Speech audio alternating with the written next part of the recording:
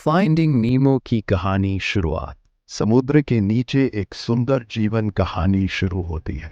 समुद्र के नीचे जहां एक मछली जोड़ा मार्लिन और उसकी पत्नी कोरो एक शांत और सुंदर जीवन बिता रहे होते हैं। वे बहुत खुश होते हैं क्योंकि उनके बहुत सारे अंडे होते हैं जिनसे उनके बच्चे पैदा होने वाले होते हैं। लेकिन तभी अचानक एक बड़ा और खतरनाक बैराकूडा मछली हमला कर देती है। इस हमले में कोरो और लगभग सारे अंडे मारे जाते हैं। सिर्फ एक अंडा बचता है। मार्लिन उसका नाम नीमो रखता है और तय करता है कि वह उसकी बहुत अच्छे से देखभाल करेगा और उसे कभी कोई खतरा नहीं होने देगा। नीमो बड़ा होता है। नीमो अब स्कूल जाने की उम्र में पहुंच गया है, लेकिन वह मार्लिन की ज्यादा चिंता और पाबंदियों से परेशान रहता है। नीमो बहुत जिज्ञासु और साहसी है और कुछ नया करना चाहता है। स्कूल के पहले दिन ही नीमो गहरे समंदर में एक नाव की ओर तैरकर चला जाता है, जबकि यह बहुत खतरनाक माना जाता है। वहीं एक डाइवर गोता लगाने वाला इंसान उसे पकड़ लेता है और एक मछली घर एक्वेरियम में डाल देता है।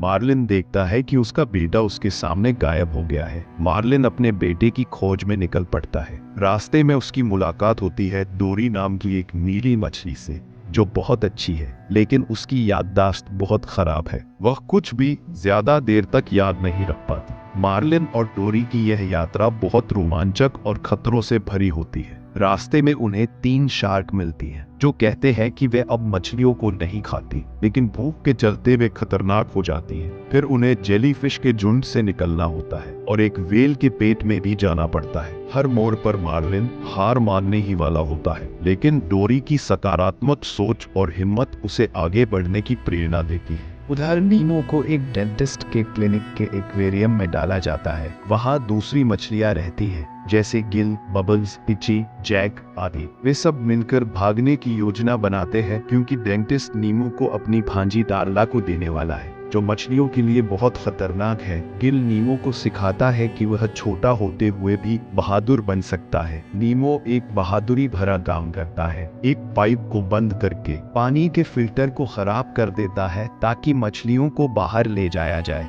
डोरी एक मछली से उस गोताखोर का पता लगवाती है जिसने नीमो को पकड़ा था। यह मछली उस गोताखोर के चश्मे को ले आती है, जिस पर डेंटिस्ट फिर डोरी मार्लिन को नीमो के बारे में बताती है। जब नीमो और मार्लिन मिलते हैं तो वह पल बहुत भावुक होता है। दोनों एक दूसरे से लिपट जाते हैं। अंत में अब मार्लिन को समझ आ गया है कि हर वक्त डर के कारण नीमो को रोकना सही नहीं था। उसे अपने बेटे पर भरोसा करना चाहिए। फिल्म के अंत में नीमो स्कूल जाता है और मार्लिन उसे प्यार से अलविदा कहता है, बिना डरे हुए। डोरी भी उनके साथ रहती है और सब खुश रहते हैं।